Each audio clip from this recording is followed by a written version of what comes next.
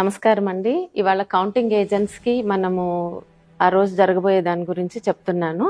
So first మీరు counting ఏజెంట్గా ఉదయం 6 గంటలకల్లా కౌంటింగ్ రూమ్స్కి హాల్కి వెళ్ళిపోవాలండి. మీతో వెళ్తున్నప్పుడు మీరు తీసుకువెళ్లాల్సినవి ముఖ్యంగా ఇది ఫామ్ 18 డిక్లరేషన్ ఫామ్. ఇక్కడ మీరు ఆ రిటర్నింగ్ ఆఫీసర్ దగ్గర సంతకం చేయాల్సి ఉంటుంది. సో ఈ ఫామ్ తీసుకువెళ్ళండి. తర్వాత మీకు ఐడి ఇస్తారు, ఐడి బ్యాడ్జ్ అదొకటి. తర్వాత Aadhaar or any photo ID, అలాగే ఒక బుక్లెట్ను పెన్ మీరు నోట్ చేసుకోవడానికి. మీ దగ్గర 17C ఫామ్స్ ఉంటే గనక పోలింగ్ బూత్వి అవి ఇవన్నీ తీసుకోండి. ముందే భోంచేయండి, టాబ్లెట్స్ తీసుకొని లోపలికి వెళ్ళండి. సెల్ ఫోన్స్ తీసుకువెళ్ళొద్దు. ఒకసారి కౌంటింగ్ ఏజెంట్స్ మీరు లోపలికి వెళ్ళాక బయటికి రావడానికి ఉండదు.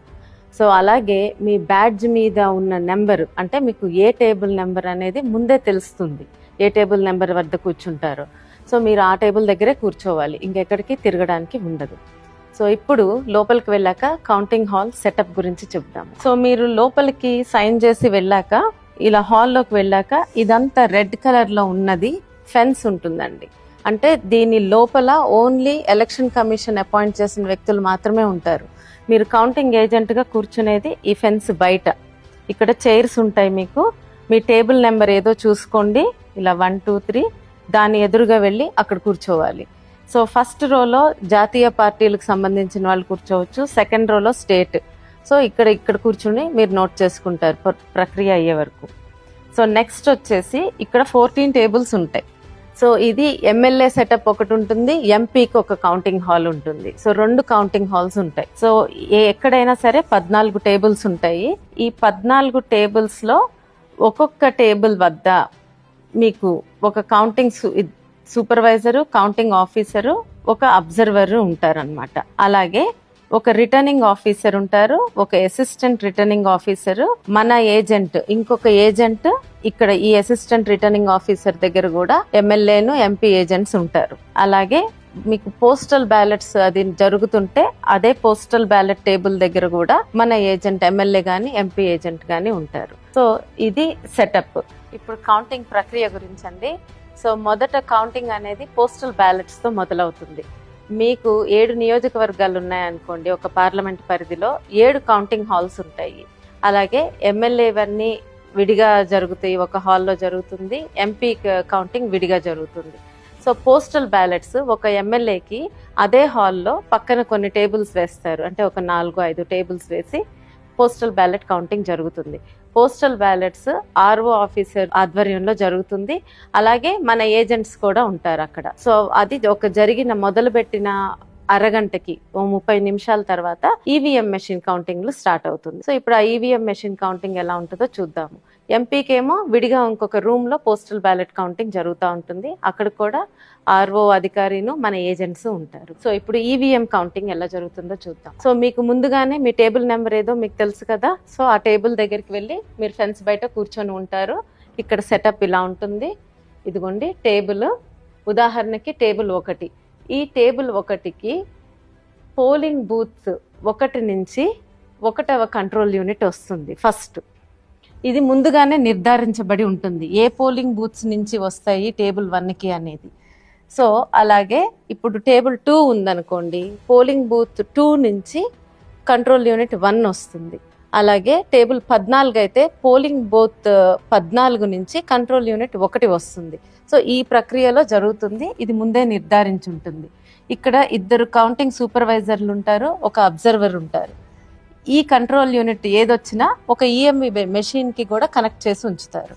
సో ఇప్పుడు మీకు ఇలాంటి సూట్ కేసులో మీకు కంట్రోల్ యూనిట్ తీసుకొచ్చినప్పుడు మీరు ఫస్ట్ చూసుకోవాల్సింది సీల్స్. ఈ సీలు కరెక్ట్గా ఉందా, తర్వాత ఇది ఓపెన్ చేస్తారు. ఓపెన్ చేశాక కంట్రోల్ యూనిట్ బయటకు తీస్తారు. అడ్రస్ సీల్ చూసుకోండి సరిగ్గా ఉందో లేదో. ఆ తర్వాత పేపర్ సీల్ సరిగ్గా ఉందో లేదో చూడండి. తర్వాత ఈ పేపర్ సీల్ కట్ చేసి ఓపెన్ చేస్తారు.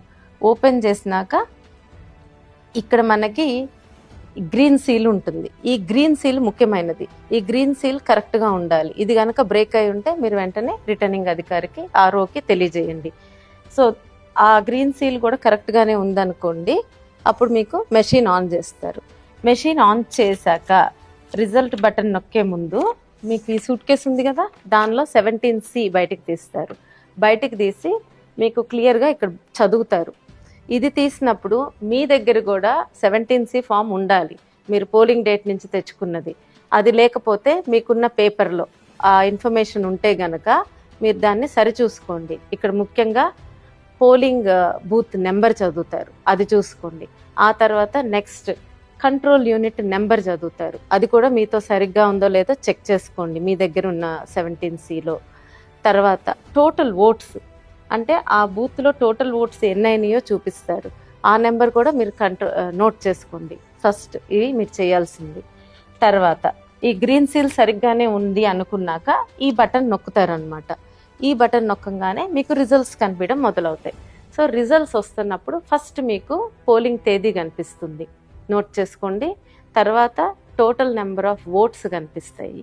ఆ టోటల్ నెంబర్ ఆఫ్ ఓట్స్ మనకి ఇప్పుడు ఈ 17Cలో మీరు ముందు చూసుకున్నారు కదా, ఆ ఓట్స్ నెంబర్ కరెక్ట్ టాలీ అవ్వాలి. ఒకవేళ అది టాలీ అవ్వలేదనుకోండి, వెంటనే ఆర్ఓ ఆఫీసర్కి తెలియజేయండి. అప్పుడు టాలీ అవ్వకపోతే ఆయన వచ్చి ఆ మెషిన్ని మళ్ళీ పక్కకు తీసుకువెళ్తారనమాట. తీసుకువెళ్ళి మీరు ఆ రౌండ్ ఖాళీగా ఉంటారు. తర్వాత ఈ రిజల్ట్స్ స్టార్ట్ అవుతాయి, కనిపించడం స్టార్ట్ అవుతుంది మీకు. ఆ క్యాండిడేట్ 1, 2, 3 నోటా వరకు రిజల్ట్స్ డిస్ప్లే అవుతాయి. మీరు ప్రతిదీ మీ క్యాండిడేట్ది ముఖ్యంగా చూసుకొని అన్నీ నోట్ చేసుకోండి, నోటాతో సహా నోట్ చేసుకోండి. ఇవన్నీ ఏం ప్రాబ్లం లేకుండా జరిగిపోతే మీరు నోట్ చేసుకుంటున్నట్టే ఈ కౌంటింగ్ సూపర్వైజర్ కూడా 17C పార్ట్ 2 ఫిల్ చేస్తూ ఉంటారు, మీతో పాటు అన్ని రిజల్ట్స్ నోట్ చేస్తారు.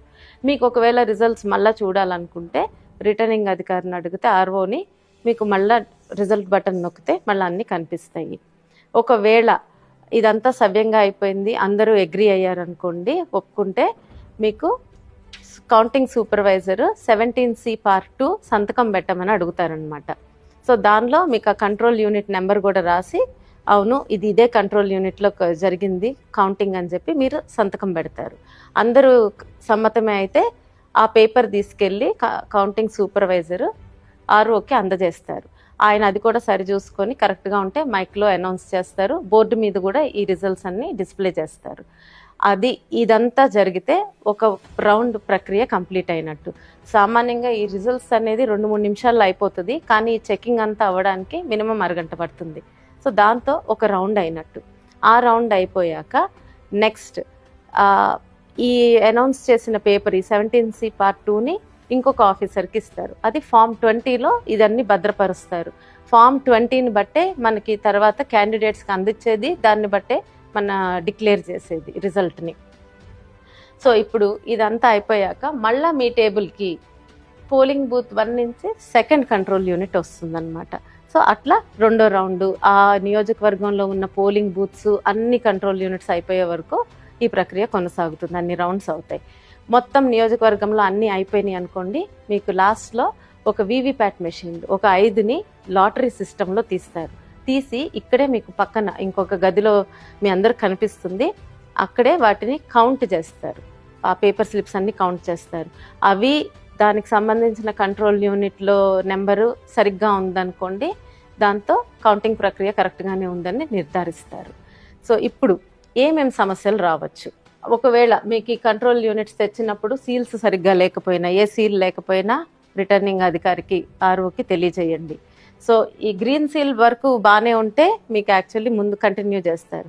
ఒకవేళ గ్రీన్ సీల్ బ్రేక్ అయి ఉందనుకోండి, ఆర్ఓకి తెలియజేయండి. ఆయన అది తీసుకువెళ్ళి ఆ కంట్రోల్ యూనిట్ తీసుకువెళ్ళి దానికి సంబంధించిన వీవీప్యాట్ మెషిన్ని తెప్పిస్తారు. అదంతా ఈ కౌంటింగ్ అయిపోయాక చేస్తారు. లాస్ట్లో తెప్పించి దానిలో స్లిప్స్ కౌంట్ చేసుకుంటారు.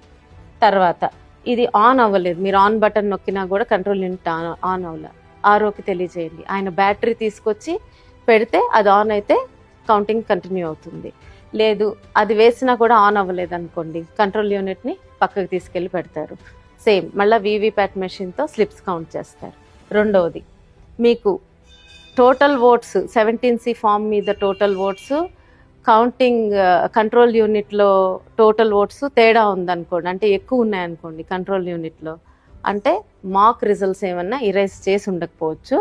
ఆ యూనిట్ని కూడా తీసుకువెళ్ళి రిటర్నింగ్ అధికారి ఆర్ఓ టేబుల్ మీద పెడతారు. దానికి సంబంధించిన వీవీప్యాట్ మెషిన్ని కూడా తెచ్చి దానిలో ఉన్న బ్లాక్ ఎన్వలప్లో పాతవి ఉంటాయి మాక్ రిజల్ట్స్, అవి కౌంట్ చేసి దాని వరకు సబ్ట్రాక్ట్ చేస్తారనమాట. అప్పుడు రిజల్ట్ అనౌన్స్ చేస్తారు. ఇవన్నీ మీకు ఆర్ఓ టేబుల్ దగ్గర ఉన్న మన ఏజెంట్ చూసుకుంటారు. ఏం ఇష్యూ వస్తున్నా కూడా ఆయన దీని గురించి లెటర్ రాయడము, రిపోర్ట్ చేయడం అన్నీ ఆయన చూసుకుంటూ ఉంటారు. మీరల్లా ఇక్కడ ఉన్నవి చూసుకుంటే సరిపోతుంది. ఏజెంట్గా ఈ టేబుల్ మీద జరిగేది తేడా ఉంటే ఆర్ఓ ఆఫీసర్కి తెలియజేయటం. సో ఇవి అండి వచ్చే ఇష్యూస్. ఏమన్నా మీరు దయచేసి కౌంటింగ్ ప్రక్రియ మొత్తం కంప్లీట్ అయ్యే వరకు హాల్లోనే ఉండండి. పొరపాటున మనకి మెజారిటీ వస్తుందనో ఇంకేదన్నా విషయమనో వదిలేసి బయటికి రావద్దు. మీకు ఇంకా ఏదన్నా డౌట్స్ ఉన్నాయనుకోండి, మీరు ఎలక్షన్ కమిషన్ ఆఫ్ ఇండియా ఇచ్చిన హ్యాండ్ బుక్లో చూసుకొని రిఫర్ చేసుకోండి, లేదా మీ సీనియర్స్ని ఎవరైనా అడిగి తెలుసుకోండి. Thank you.